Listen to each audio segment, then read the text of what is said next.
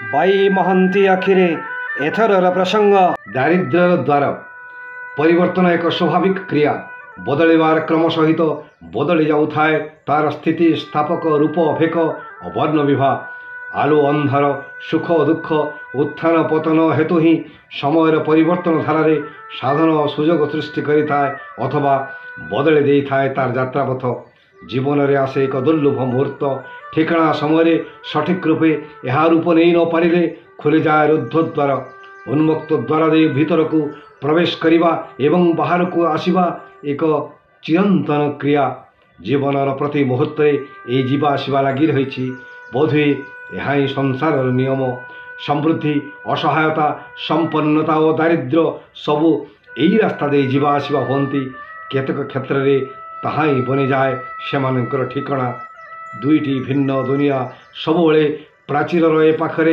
एवं अन्य पाठरे बारी हो पड़े से गति प्रकृति एवं स्थिति दारिद्र्यर दुईटी रूप अनेक मन करती अर्थनैतिक असच्छलता असंपन्नता जनित दारिद्र्य सबुठारु बृहत और प्रभावी मात्र मानसिक दारिद्र्य परि उत्कट दारिद्र्य को सहजरे अनुभव करी हुए नाही। यार अवस्थिति मनीष को केमिति निकृष्टतर जीवन अतिबाहित करने को बाध्य करिथाए ताहा प्रत्यक्ष न करी दोष दिए अन्य को यह सादा आखिरे धरा पड़ेना निरीखी देखा समय न थाए अथवा कौन समय स्पर्श करे नाही मनीष को कारण निराकरण जो स्तर रे जो परिमाण रे पहुँचवा कथा ताहा एपर्यंत हो पारि नाही। तेणु रुद्ध द्वार भितर रही रही गुमुरी गुमुरी चित्कार करुवा मानसिक दारिद्र्यु मुक्त आलोक देखिबारु वंचित हेउछि मनीष। साधारण विचार करा जाए अर्थनैतिक स्वच्छलता नानादी अभाव असुविधा दूर करी दरिद्र को संपन्न कराए सुख और समृद्धमय जीवन को रास्ता कढ़े निए मात्र आवश्यकतार सीमा केउटी क्यों मानकर स्थिर करिवो एही अभाव असुविधा परिमापक नथिबारु अति दरिद्र दरिद्र निम्न मध्यवित्त उच्च मध्यवित्त धनिक वित्तशाली मानक मध्यरु जनक ठारू अन्य को निर्दिष्ट सीमा मध्य रखिबा मध्य कष्टकर गोटाए स्तररू आउ गोटे स्तर को जीवाई द्वारटीए रही सत मात्र से द्वार दे थरुटी अतिक्रम करीगला परे पुणी थरे न फेरिबो सेमिति कहिबो नाही। तेणु मध्यवित्त जे दरिद्र रूपे विवेचित न हबार कौनसी असुविधा नहीं। उच्च मध्यवित्त भी अपेक्षा करुछि सुजोग और साधनार वित्तशाली हेबापई एकदा खाद्य वस्त्र बासगृह आदि सर्वनिम्न आवश्यकता पूरण करिपारुनथुवा मनीष को दरिद्र रूपे विवेचना करा जाई ताकू पर्याप्त परिमाण रे बंचिबार राहा और साधन धरई दिया जाउथिला। गुरुत्व दियागला स्वास्थ्य शिक्षा परिवेश आदि गौण मन करा जाउथिबा समस्या मानंकु विज्ञान और प्रजुक्ति विद्या और क्षिप्र जोगाजोग जो विश्व अपहंच हो रहा नहीं हाथ पाहांता को आसी पहुँचीगला जावतीय इच्छा जहाँ एकदा असंभव थिला। तेणु आज आउ परिसीमा स्थिर करने सहज हेउना।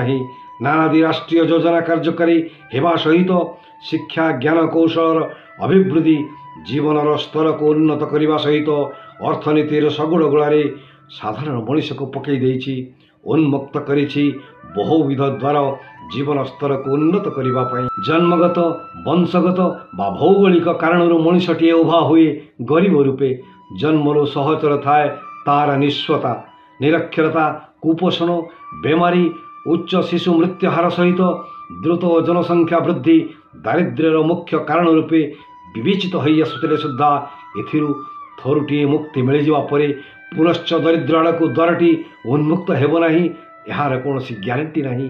नानादी योजना प्रणायन साक्षरता हार वृद्धि रोजगार सृष्टि पुंजी बजार उपस्थिति ये सबू उत्कट समस्या मानंकु केतेकांशरे समाधान करिबारे समर्थ हेइछि सत मात्र दारिद्र्यर द्वार को स्थायी भाव में बंद करि पारि नाही। एबे लोड़ा पड़ुछि मुकुला द्वार को सबुदिन पाई बंद करिबा केमिति फलत केही और दारिद्र्यर एपट सेपट यात्रा करिबार प्रश्न नथिबो।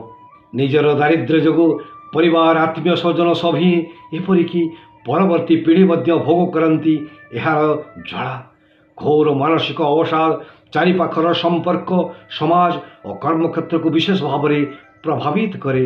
କୌଣସିଥିରେ ଆଉ ସୁଖ ଆସେ ନା। ଉତ୍ସାହ ଆନନ୍ଦ ଓ ଭୋଗ୍ୟ ସାମଗ୍ରୀ ହୋଇ ଉଠନ୍ତି ସ୍ୱପ୍ନପ୍ରାୟ। ଏହାର ପରୋକ୍ଷ ପ୍ରଭାବ ପଡ଼େ ସ୍ନେହ ପ୍ରେମ ଆଦର ଓ ନିକଟ ସମ୍ପର୍କ ଉପରେ। କ୍ୟାନ୍ସର ପରି ସବୁ କ୍ଷେତ୍ରକୁ ବ୍ୟାପିଯାଏ ଦାରିଦ୍ର୍ୟ। କେଉଁ ଅଭାବ ଆବଶ୍ୟକତାକୁ ପ୍ରାଥମିକତା ଦିଆଯିବ ତାହା ସେ ଜାଣିପାରେ ନାହିଁ। ସ୍ଥିର କରି ତାର ଉପଚାର କରିପାରେ ନା। ଚାରିପଟୁ ମାଡ଼ି ବସେ ତାକୁ ଅସହାୟତା। ଅନେକ ମନେ କରନ୍ତି ଦାରିଦ୍ର୍ୟ ଏକ ଅଭିଶାପ ବା ବ୍ୟାଧି ଅଥବା ପୁନର୍ଜନ୍ମର ଫଳ। ଧରାପୃଷ୍ଠରେ ଏହାକୁ ଭୋଗ କରିବା ଅନିବାର୍ଯ୍ୟ। ମାତ୍ର ଏଥିରେ ସତ୍ୟତା ଥିବାର ମନେ ହୁଏ ନା। ସମୟ ସାରଣୀରେ ଖଞ୍ଜା ହୋଇଥିବା ବ୍ୟବସ୍ଥା ସହଯୋଗ ସାଧନ ଉପଲବ୍ଧ ଦ୍ୱାରା ଅଭାବ ରୂପକ ଗରିବୀକୁ ଦୂର କରାଯାଇପାରୁଛି ଏବଂ ସମ୍ଭାବନାକୁ ବାସ୍ତବରେ ପରିଣତ କରିହେଉଛି। ମାତ୍ର ଉତ୍କଟ ମାନସିକ ଦାରିଦ୍ର୍ୟରୁ ମୁକ୍ତି ନ ପାଇଲେ ଏସବୁ ନିରର୍ଥକ।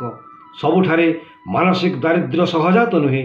ପରିବେଶ ପରିସ୍ଥିତି ଓ ମନର ବିଚାରଧାରା ଏହାକୁ ସୃଜନ କରିଥାଏ।